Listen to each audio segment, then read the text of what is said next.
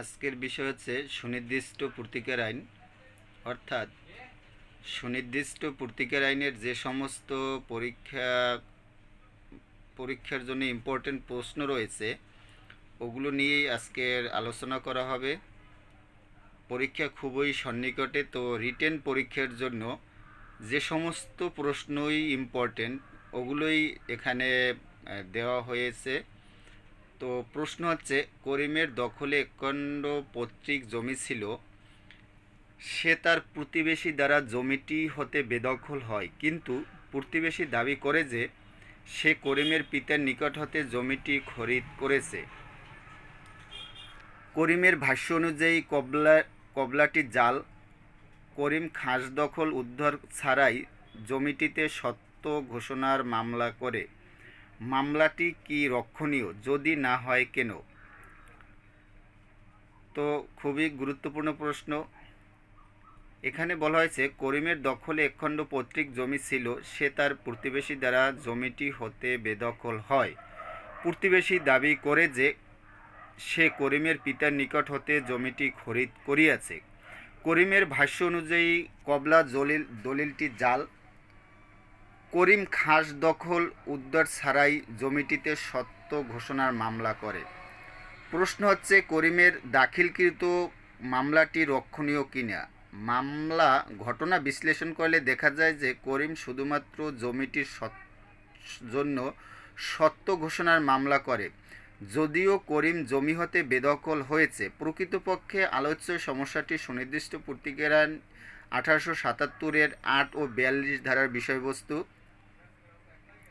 8 ও 42 ধারার প্রমাণিতব্য বিষয় হলো বাদী সত্যের অধিকারী কিনা, বাদীর সত্য থেকে তার ইচ্ছার বিরুদ্ধে বেআইনিভাবে বেদখল করা হয়েছে কিনা, তামাদি সময়সীমার মধ্যে মূল্যানুপাতিক কোর্ট ফি সহ মামলাটি দাখিল করেছে কিনা। যেহেতু করিমের দখলে একখণ্ড পৈতৃক জমি ছিল এবং তার প্রতিবেশী তাকে বেদখল করেছে, সেহেতু করিম সুনির্দিষ্ট পূর্তিকার আইনের 8 ও 42 ধারার মামলা দায়ের করতে পারত।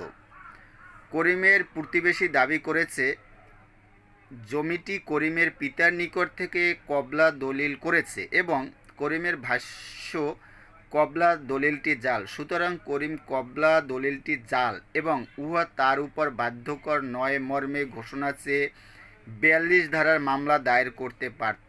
কিন্তু প্রশ্নে উল্লেখ করা হয়েছে করিম খাস দখল ছাড়া শুধু সত্য ঘোষণার মামলা দায়ের করেছে।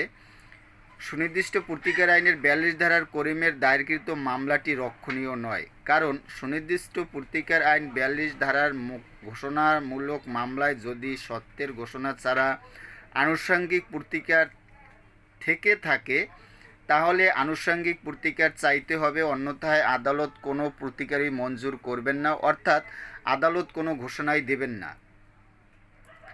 আলোচ্য সমস্যায় যেহেতু করিম তার পৈতৃক জমি হতে প্রতিবেশী কর্তৃক বেদখল হয়েছে, সেহেতু করিমকে সুনির্দিষ্ট পূর্তিকার আইনের 42 ধারায় সত্য ঘোষণার মোকদ্দমায় আনুষঙ্গিক প্রতিকার হিসেবে সুনির্দিষ্ট পূর্তিকার আইনের 8 ধারার সত্য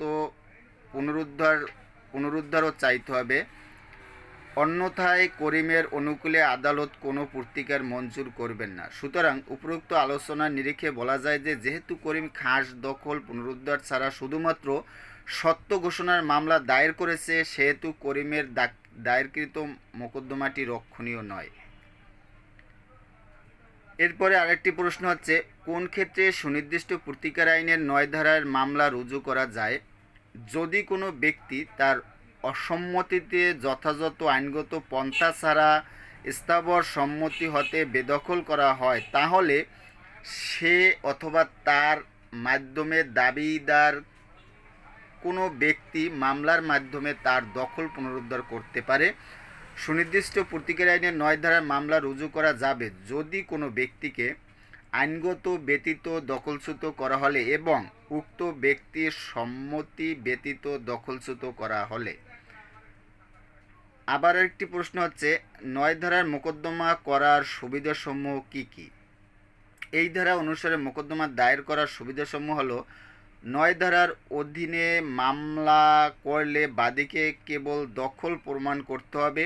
এক্ষেত্রে সত্য প্রমাণের কোনো প্রয়োজন নেই। বাদী দখলচ্যুত সম্পত্তি কিভাবে পেয়েছেন তাও আদালতে প্রমাণ করতে হয় না।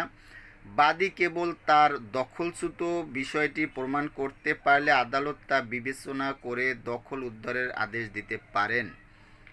এই ধারার অধীন মোকদ্দমার কোর্ট ফি অ্যাড ভ্যালোরম এর অর্ধেক, যা ৮ ধারার অধীন মোকদ্দমা হতে তুলনামূলকভাবে কম। এটি স্থাবর সম্পত্তির সত্ত্ব ও মালিকানা প্রমাণ করা উক্ত সম্পত্তির দখল প্রমাণ করা থেকেও সময় সাপেক্ষ ব্যাপার, তাই ধারা ৯ বাদীর দ্রুত অধিকার নিশ্চিত করতে সমর্থ হয়। দখলকৃত হওয়ার তারিখ হতে ৬ মাসের মধ্যে দখল পুনরুদ্ধারের মামলা করা হয় বলে দখল সম্পর্কে আদালত দ্রুত সিদ্ধান্ত নিতে পারেন। ৯ ধারার মোকদ্দমা দায়ের করলেও ৮ ধারার এই বিষয়ে মোকদ্দমা দায়েরের কোনো বাধা নেই। ৮ ধারার সত্য প্রমাণ করে পুনরুদ্ধারের মামলা করা যাবে, রেস জুডিকাটা প্রয়োগ হবে না। এর পরের প্রশ্নটি হচ্ছে সুনির্দিষ্ট প্রতিকার আইন ১৮৭৭-এর ৮ ও ৯ ধারার মধ্যে পার্থক্যগুলো কী কী? ৮ ও ৯ এর মধ্যে উপযুক্ত পার্থক্য বিদ্যমান থাকলেও উভয় ধারার সম্পত্তির দখল পুনরুদ্ধারের প্রতিকার সম্পর্কে আলোচনা করা হয়েছে। নিম্নে পার্থক্যগুলো উপস্থাপন করা হলো। ৮ ও ৯ ধারা। ৮ ধারার বাদীকে উচ্ছেদের বা সত্য ঘোষণামূলক দখল পুনরুদ্ধারের মামলা করতে হয়। ৯ ধারায় বাদী শুধুমাত্র দখল পুনরুদ্ধারের মামলা করতে হয়। এই ধারার মতে সুনির্দিষ্ট স্থাবর সম্পত্তি দখলের অধিকারী ব্যক্তি ওই সম্পত্তির দেওয়ানি কার্যবিধি অনুযায়ী নির্ধারিত পন্থায় পুনরুদ্ধার করতে হবে। সরকার বাদী হলে ৬০ বছর, তামাদি অনুচ্ছেদ ১৪৯। যদি কোনো উত্তম স্বত্বাধিকারী ব্যক্তি বেআইনিভাবে এবং দখলদারের অসম্মতিতে উক্ত দখলদারকে সম্মতি হতে বেদখল করেন তবে দখলচ্যুত ব্যক্তি তখন পুনরুদ্ধার করতে পারেন। সত্য প্রমাণ করা আবশ্যক। ৯ ধারায় দখল প্রমাণ করা আবশ্যক। এই ধারা বিধান অনুসারে প্রতিকার একটি স্থায়ী ব্যবস্থা। ৯ ধারা অনুসারে এটি একটি অস্থায়ী প্রতিকার। দখল পুনরুদ্ধারের মামলা তামাদি আইনের অনুচ্ছেদ ১৪২ অনুসারে দখলচ্যুত বা দখল পরিত্যাগ করার তারিখ থেকে ১২ বছরের মধ্যে করতে হয়। বাদী সরকার হলে তামাদি মেয়াদ ৬০ বছর, অনুচ্ছেদ ১৪৯। আর এই ধারায় অনুসারে দখল পুনরুদ্ধারের মামলা তামাদি আইনের অনুচ্ছেদ ৩ অনুসারে দখলচ্যুত হওয়ার দিন থেকে ৬ মাসের মধ্যে।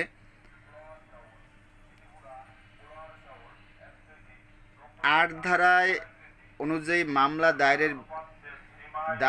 মামলা সরকারের বিরুদ্ধেও করা যায়। এই ধারা অনুযায়ী সরকারের বিরুদ্ধে মামলা করা যায় না। এই ধারা অনুসারে দায়েরকৃত কোনো মামলার প্রদত্ত ডিক্রি বা আদেশের বিরুদ্ধে আপিল বা রিভিউ করা যাবে।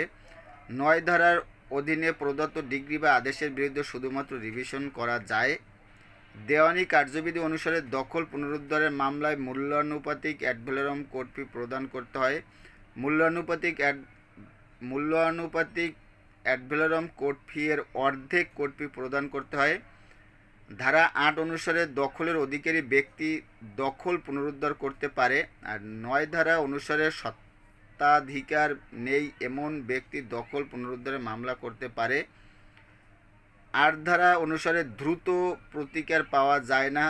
ধারা ৯ অনুসারে দ্রুত প্রতিকার পাওয়া যায়। এরপর প্রশ্ন হচ্ছে, এক ব্যক্তি আপনার নিকট এসে জানায় যে তাকে তার সম্পত্তি থেকে বেদখল করা হয়েছে এবং সে উক্ত সম্পত্তি পুনরুদ্ধার করতে চায়। আপনি সুনির্দিষ্ট প্রতিকার আইন ১৮৭৭-এর ৯ ধারা মোতাবেক উক্ত সম্পত্তি দখল পুনরুদ্ধারের জন্য মামলা দায়েরের সিদ্ধান্ত নিলেন। আপনি তার কাছ থেকে কি কি বিষয় জেনে নেবেন এবং আপনার আর্জিতে অন্তর্ভুক্ত করবেন, অথবা উপরোক্ত মোকদ্দমাতে বিবাদী তা লিখিত বর্ণনায় উল্লেখ করেন যে বিরোধীয় সম্পত্তিতে তার সত্ত্ব রয়েছে, কারণ তিনি উক্ত সম্পত্তি প্রকৃত মালিকের নিকট ক্রয় করেছেন বিবাদীর এই যুক্তি আপনি কিভাবে মূল্যায়ন করবেন? আইনজীবী হিসেবে বাদীর কাছ থেকে যা জেনে নিব, ৯ ধারা মতে যদি কোনো ব্যক্তি তার অসম্মতিতে আইনগত পন্থা ছাড়াই স্থাবর সম্পত্তি হতে দখলচ্যুত হন, তাহলে সে বা তার মাধ্যমে দাবিদার ব্যক্তি মামলার মাধ্যমে দখল পুনরুদ্ধার করতে পারে। বাদী এই ধারার অধীনে মামলা করতে চাইলে আইনজীবী হিসেবে নিম্নোক্ত বিষয়গুলো জেনে নিব। বেদখল হওয়ার পূর্বে বাদী সম্পত্তির দখলে ছিল কিনা, বাদীর সম্মতি ছাড়াই তাকে দখলচ্যুত করা হয়েছে কিনা, যথাযথ আইনগত পন্থা অবলম্বন ছাড়া তাকে বেদখল করা হয়েছে কিনা, কখন বিবাদী তাকে দখলচ্যুত করেছেন, বেদখল হওয়ার 6 মাসের মধ্যে বাদী মামলা করতে এসেছে কিনা, তার দাবির সপক্ষে কোনো প্রমাণ কাগজপত্র ইত্যাদি আছে কিনা।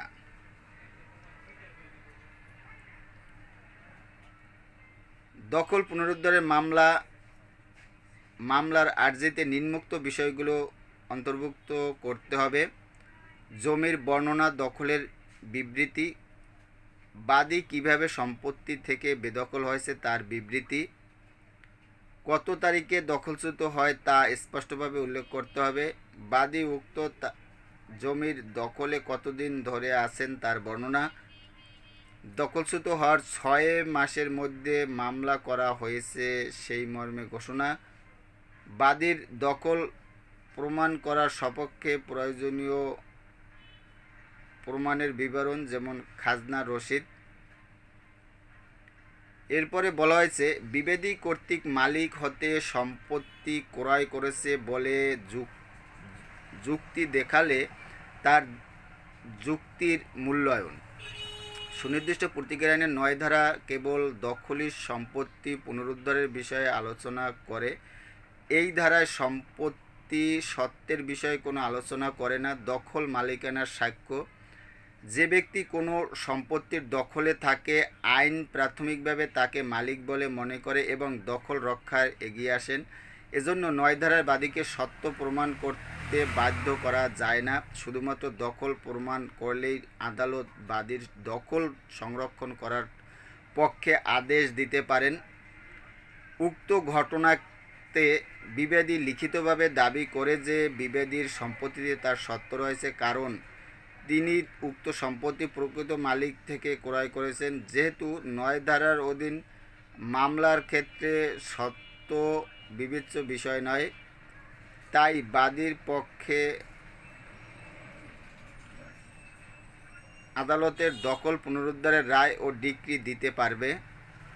অপরদিকে বিবাদী উক্ত জমিতে তার সত্ত্ব প্রমাণ করতে চাইলে তার ধারা 8 অনুসারে মামলা করতে হবে, কেননা এই ধারার অধীন মামলায় পক্ষগণকে সত্ত্ব ও মালিকানা প্রমাণ করতে হয়।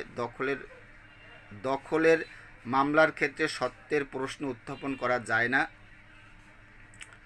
এরপর প্রশ্ন হচ্ছে, চুক্তি বলবৎ বলতে কি বোঝায়?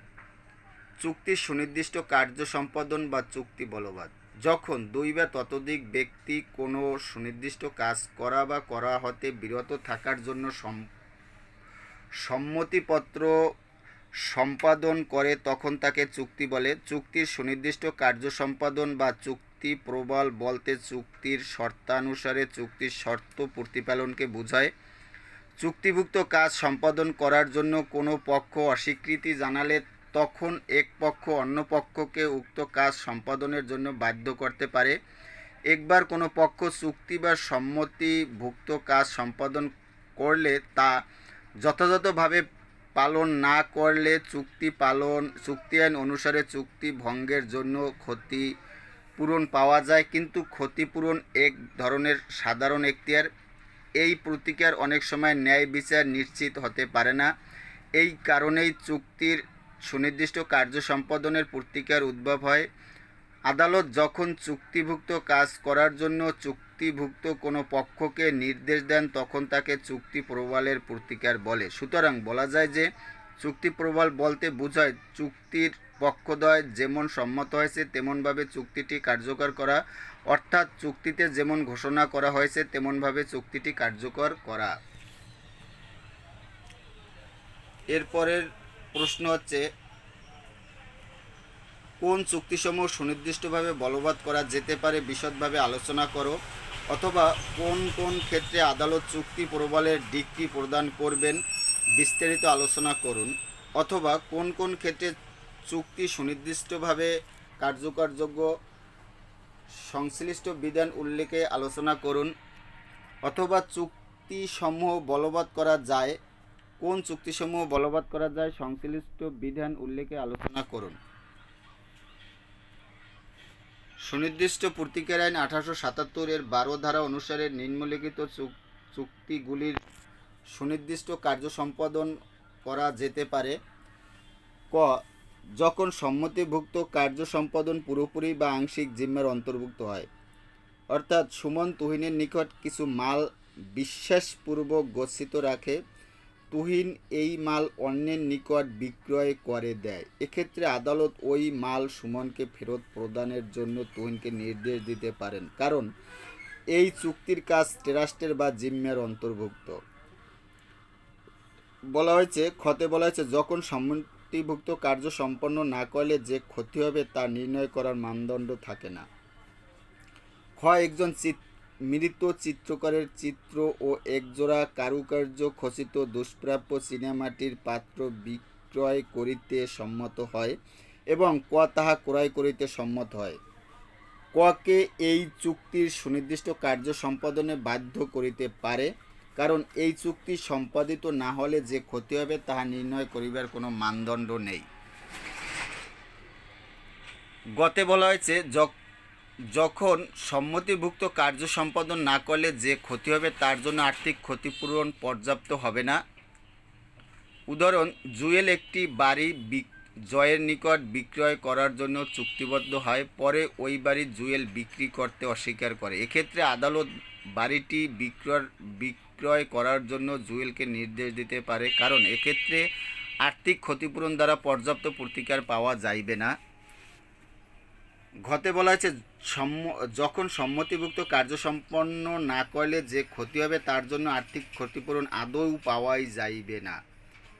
মিস্টার জয় পৃষ্ঠাঙ্কন ছাড়াই মূল্যবান প্রতিদানের বিনিময়ে একটি প্রমিসরি নোট মিস্টার জুয়েলের নিকট হস্তান্তর করেন, পরে মিস্টার জয় দেউলিয়া হয়ে পড়েন এবং মিস্টার তুহিন তার প্রতিনিধি নিযুক্ত হন, এক্ষেত্রে মিস্টার জুয়েল মিস্টার তুহিনকে নোটটির পৃষ্ঠাঙ্কন করতে বাধ্য করতে পারেন, কেননা মিস্টার তুহিন মিস্টার জয়ের দায়িত্বের অধিকারী হয়েছেন, কারণ পৃষ্ঠাঙ্কন না করার ফলে আর্থিক ক্ষতিপূরণ দেওয়ার কোনো ডিক্রি অর্থহীন হবে। এছাড়া ধারা 12 এর ব্যাখ্যায় বলা হয়েছে যে ভিন্নরূপ কিছু প্রমাণিত না হলে আদালত ধরে নেবেন যে স্থাবর সম্পত্তি হস্তান্তর চুক্তি ভঙ্গ হলে আর্থিক ক্ষতিপূরণ দ্বারা পর্যাপ্ত প্রতিকার পাওয়া যাবে না, তবে অস্থাবর সম্পত্তি হস্তান্তর চুক্তিভঙ্গ হলে আর্থিক ক্ষতিপূরণ পর্যাপ্ত বিবেচিত হবে। সুনির্দিষ্ট প্রতিকার আইনের 21 ক অনুসারে স্থাবর সম্পত্তি বিক্রয়ের চুক্তি লিখিত ও নিবন্ধিত হলে তা সুনির্দিষ্টভাবে কার্যকর করা যাবে। এরপর প্রশ্ন আছে, কবিরের সংগ্রহে জয়নুল আবেদিনের একটি ছবি আছে, উক্ত ছবিটি বিক্রির জন্য তিনি সগীরের সহিত চুক্তিবদ্ধ হন, সগীর ছবিটির সমুদয় মূল্য কবিরকে প্রদান করেন, কিন্তু কবির ছবিটি সরবরাহ করতে অস্বীকৃতি জানান। সগীর ছবিটি সরবরাহের জন্য কবিরের বিরুদ্ধে কি মামলা দায়ের করতে পারেন? সুনির্দিষ্ট আইন উল্লেখপূর্বক ব্যাখ্যা করুন। কবিরের সংগ্রহে জয়নুল আবেদিনের একটি ছবি ছিল, এই ছবিটি বিক্রির জন্য সগীরের সহিত চুক্তিবদ্ধ হয়, সগীর ছবিটির সমুদয় মূল্য কবিরকে প্রদান করেন, কিন্তু কবির ছবিটি সরবরাহ করতে অস্বীকৃতি জানান। প্রশ্ন হচ্ছে, সগীর ছবিটি সরবরাহের জন্য কবিরের বিরুদ্ধে কি মামলা দায়ের করতে পারে? যেহেতু সগীর চুক্তি অনুযায়ী তার অংশ সম্পাদন করেছে, সেহেতু সে চুক্তির সুনির্দিষ্ট বলবৎ করণের ডিগ্রি পাওয়ার অধিকারী হবে। ঘটনা বিশ্লেষণ করলে দেখা যায় যে আলোচ্য সমস্যাটি সুনির্দিষ্ট প্রতিকার আইন 1877 এর 12 খ ধারার বিষয়বস্তু। সুনির্দিষ্ট প্রতিকার আইনের 12 খ ধারায় বলা হয়েছে যে যখন সম্মতিভুক্ত কাজটি সম্পন্ন না করলে যে ক্ষতি হবে উহার প্রকৃত ক্ষতি নির্ণয় করার কোনো মানদণ্ড থাকে না, তখন আদালত চুক্তির সুনির্দিষ্ট কার্য সম্পাদনের প্রতিকার মঞ্জুর করতে পারেন। প্রশ্নে উল্লেখ করা হয়েছে যে কবিরের সঙ্গে জয়নুল আবেদিনের একটি ছবি আছে। কবির উক্ত ছবিটি বিক্রির জন্য সগীরের সাথে চুক্তিবদ্ধ হন। সগীর ছবিটির সমুদায় মূল্য পরিশোধ করার পরও কবির ছবিটি সরবরাহ করতে অস্বীকৃতি জানান। জয়নুল আবেদিন একজন চিত্রশিল্পী ছিলেন এবং তিনি বর্তমানে মৃত। সুতরাং কবিরের সঙ্গে জয়নুল আবেদিনের এই ছবিটি আছে, উহা দুষ্প্রাপ্য প্রকৃতির এবং অন্য কোনো কপি বাজারে নেই। সাধারণত দুষ্প্রাপ্য প্রকৃতির কোনো পণ্য সম্পর্কিত কোনো চুক্তি ভঙ্গের ক্ষতি নির্ধারণের কোনো মানদণ্ড থাকে না। সুতরাং সগীরের সাথে কবিরের সম্পাদিত চুক্তি ভঙ্গের দরুন সগীর যে ক্ষতি হবে উহার প্রকৃত ক্ষতি নিরূপণের কোনো মানদণ্ড নেই।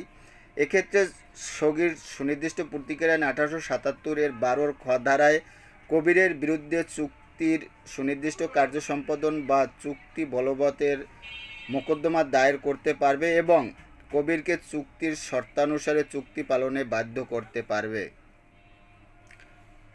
এখানে বলা হয়েছে ফলকা বনাম গেরে মামলায় বলা হয়েছে যে এই মামলাটি একটি দুষ্প্রাপ্য চীনা ফুলদানি বিক্রয়ের করার জন্য বাদী ও বিবাদী সম্মত হয়। এই চুক্তি বাস্তবায়ন না করা হলে যে প্রকৃত ক্ষতি হবে তা নির্ধারণের কোনো মানদণ্ড নেই বলে আদালত মত প্রকাশ করে এবং চুক্তিটি সুনির্দিষ্টভাবে সম্পাদনযোগ্য বলে আদালত সিদ্ধান্ত দেয়। সুতরাং উপরে আলোচনা থেকে সিদ্ধান্ত গ্রহণ করা যায় যে যেহেতু কবির ও সগীরের মধ্যেকার সম্পাদিত চুক্তিটি চুক্তি আইন 1872 অনুযায়ী একটি বৈধ চুক্তি, সেহেতু সগীর কবিরের বিরুদ্ধে সুনির্দিষ্ট প্রতিকার আইন 1872 এর 12 খ ধারায় কবিরের সঙ্গে চিত্রশিল্পী জয়নুল আবেদিনের দুষ্প্রাপ্য যে ছবি রয়েছে সেই ছবিটি সরবরাহ করার জন্য মোকদ্দমা দায়ের করতে পারবেন।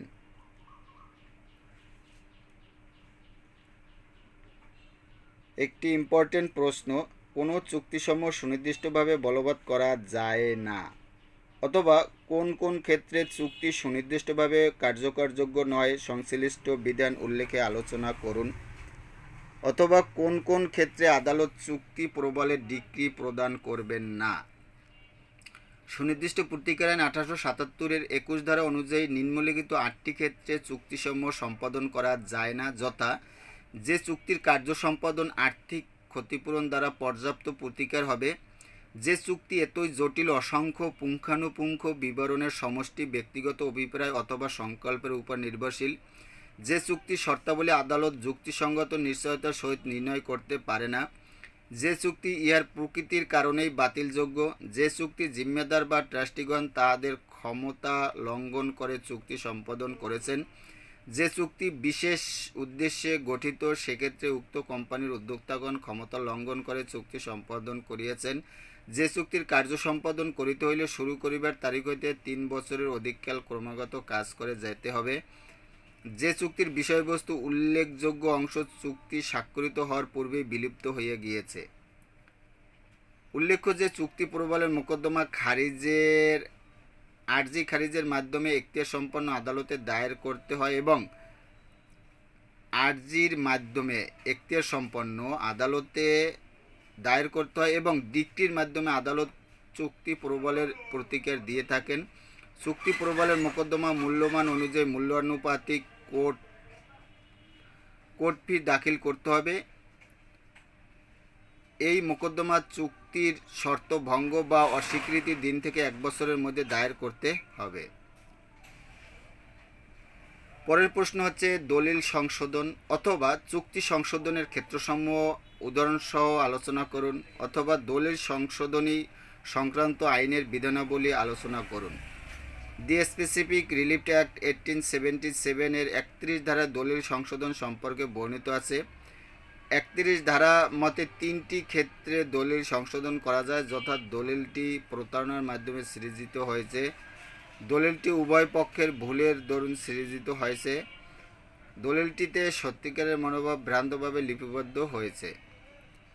সাক্ষ্য প্রমাণ দ্বারা আদালতের নিকট যদি সুস্পষ্ট প্রতীয়মান হয় যে দলিলটি প্রমাণের সময় প্রতারণা বা ভুল হয়েছে এবং দলিলটি কার্যকর করার জন্য পক্ষগণের প্রকৃত উদ্দেশ্য নির্ণয় করা প্রয়োজন, তাহলে আদালত তার ইচ্ছাধীন ক্ষমতা বলে দলিলটি সংশোধনে আদেশ দিতে পারেন, যেন দলিল তার প্রকৃত উদ্দেশ্যে ব্যক্ত করতে পারে। এক্ষেত্রে তৃতীয় ব্যক্তি তার সরল বিশ্বাসে ও মূল্যের বিনিময়ে অর্জিত অধিকার হস্তক্ষেপ করা যাবে না। তামাদি আইন দি লিমিটেশন অ্যাক্ট 1908 এর অনুচ্ছেদ 95 ও 96 অনুযায়ী দলিল ভুল বা প্রতারণার বিষয়টি জানার দিন থেকে 3 বছরের মধ্যে দলিল সংশোধনের মামলা দায়ের করতে পারেন। দলিল সংশোধন ও দলিল বাতিলের মামলার মধ্যে পার্থক্য কি? দলিল সংশোধন ও দলিল বাতিলের মামলা। দলিল সংশোধন দি স্পেসিফিক রিলিফ অ্যাক্ট 1877 এর 31 ধারায় দলিল সংশোধনের বিষয় বর্ণিত আছে। দলিল বাতিল সুনির্দিষ্ট প্রতিকার আইন 39 ধারায় দলিল বাতিলের বিষয় বর্ণিত আছে। ধারা 31 অনুসারে প্রতারণার মাধ্যমে বা পক্ষগণের পারস্পরিক ভুলের কারণে কোনো লিখিত দলিল চুক্তি প্রকৃত অর্থে পক্ষগণের উদ্দেশ্য প্রকাশ না করলে সেক্ষেত্রে দলিল পক্ষ বা প্রতিনিধি দলিল সংশোধনের মামলা দায়ের করতে পারে। সুনির্দিষ্ট প্রতিকারের 39 ধারা অনুসারে কোনো ব্যক্তির বিরুদ্ধে যদি কোনো দলিল বাতিলযোগ্য হয় এবং দলিলটিকে অনিষ্পন্ন অবস্থায় ছেড়ে দেওয়া হয়, তাহলে তার জন্য গুরুতর ক্ষতির কারণ হওয়ার যুক্তিসঙ্গত আশঙ্কা থাকে, তাহলে সে দলিল বাতিলের মামলা দায়ের করতে পারেন। 31 ধারা অনুসারে দলিল সংশোধন প্রতারণা পক্ষগণের পারস্পরিক ভুলের ক্ষেত্রে প্রযোজ্য। 39 ধারা অনুসারে দলিল বাতিলের পরিসর এ থেকে আরও ব্যাপক। দলিল সংশোধন ব্যাপক অর্থ প্রকাশ করে না, দলিল বাতিল ব্যাপক অর্থ প্রকাশ করে। সুনির্দিষ্ট প্রতিকার আইনের 31 ধারা অনুসারে যদি কোনো দলিল সংশোধন করা না যায়, তাহলে 39 ধারা অনুসারে দলিল বা চুক্তিপত্রটি বাতিল করা যায়। সুনির্দিষ্ট প্রতিকার আইনে 39 ধারা অনুসারে দলিল সংশোধনের সুযোগ নেই। ক্ষতিপূরণের আদেশ দেওয়া কোনো বিধান নেই। ক্ষতিপূরণের আদেশ দেওয়ার বিধান আছে। দলিলের পক্ষ নয় এমন ব্যক্তি দলিলের বাতিলের মোকদ্দমা করতে পারবে না। আর এখানে হয়েছে যে দলিলের পক্ষ নয় এমন ব্যক্তি দলিল বাতিলের মোকদ্দমা করতে পারবে। এ হচ্ছে আজকের এ পর্যন্তই। পরবর্তী আরেকটি ভিডিওতে নিয়ে আসবো আরও গুরুত্বপূর্ণ কিছু প্রশ্ন। সর্বশেষ যে বিষয়টি আপনাদের অবগত করব সেটি হচ্ছে আসন্ন পরীক্ষা, রিটেন পরীক্ষা খুবই সন্নিকটে, তো এমনি প্রতিটি সাবজেক্টের গুরুত্বপূর্ণ প্রশ্ন আমার পিডিএফে সংরক্ষণ রয়েছে। আপনারা যদি পেতে চান তাহলে উল্লেখিত হোয়াটসঅ্যাপ নাম্বারে যোগাযোগ করলে আমি দিতে পারবো। এখানে নাম্বারটি দেয়া আছে স্ক্রিনে, আপনারা এইখানেই এই হোয়াটসঅ্যাপ নাম্বার দেয়া আছে, আপনারা হোয়াটসঅ্যাপে গিয়ে রিটেনের সাজেশন সংগ্রহের জন্য বলুন, তাহলে আমি দিয়ে দেব। তো এ পর্যন্তই, ভালো থাকুন, সুস্থ থাকুন।